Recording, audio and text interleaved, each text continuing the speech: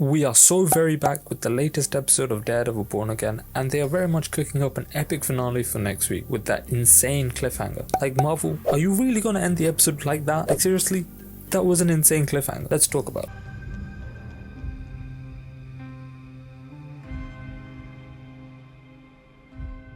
Now there will be spoilers ahead, so come back after you have watched it. Sweetheart, what do you want me to do? You want me to get you out? You want me to file an appeal?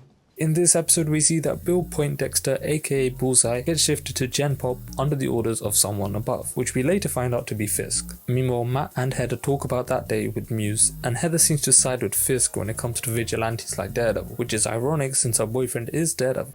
Say that again. However, in between the discussion, the two then get invited to Wilson Fisk's mayor ball thingy. Fisk and Vanessa then manage to fix their marriage by killing Adam. Daniel also gets promoted to Deputy Mayor of Communications, which is a great rise considering he almost got fired a few episodes ago. And Matt is now just super pissed and paranoid about everything Fisk does. He rage quits on a guy who he was supposed to defend, heads over to Josie's bar where he realizes that Foggy perhaps knew about the attempt on his life, and Matt then goes to meet Poindexter in prison, who then says that he will reveal who hired him if he lets him out, to which Matt smashes his face in, which either unintentionally or intentionally helped Poindexter escape. Fisk then hosts the ball where he threatens the Pookie Bear Jack DeCane, which is probably the worst crime he has done. Matt then arrives fashionably late to the ball, as heroes always do, and he starts listening to Fisk's conversation, and he learns that it was Vanessa who hired the hit on Foggy, since Fisk had disappeared during that time when Foggy was killed. But before we could get an answer from Vanessa, Poindexter shoots at Kingpin and Matt risks his life to save him, and the episode ends with that cliffhanger. Once again, Fisk,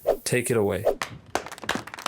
Just wonderful. This episode was so good, and people weren't lying when they said that the last two episodes will be amazing, because if this episode was that good, I have quite high hopes for next episode. And now that this episode is out, it seems to show us a clearer structure for this season's storyline. Like, we had the first episode which was just there to kill off Foggy, and then give us an introduction to the show. Then we had 3 episodes on the White Tiger and his murder. Then we had 2 and a bit-ish episodes on the Muse. Like, even the opening shot of Matt just staring out the window seems to be the exact same as what we saw in episode 1. So it is most likely to be shown next week that Foggy has perhaps faked his death, which would be crazy, but it has happened before in the comics. However, in this episode, Matt's paranoia about Fisk and what he was planning really does build up the tension of the story, and I was on the edge of my seat watching this episode, which is something that the last few episodes had missed. But now that the tensions are higher than ever and my excitement for the show is back, because I really want them to bring back my boy Foggy and not to harm the Pookie Bear Jack. The Daredevil Sense aspect ratio change also comes back this episode, and it seems to only happen when Poindexter is about to shoot someone,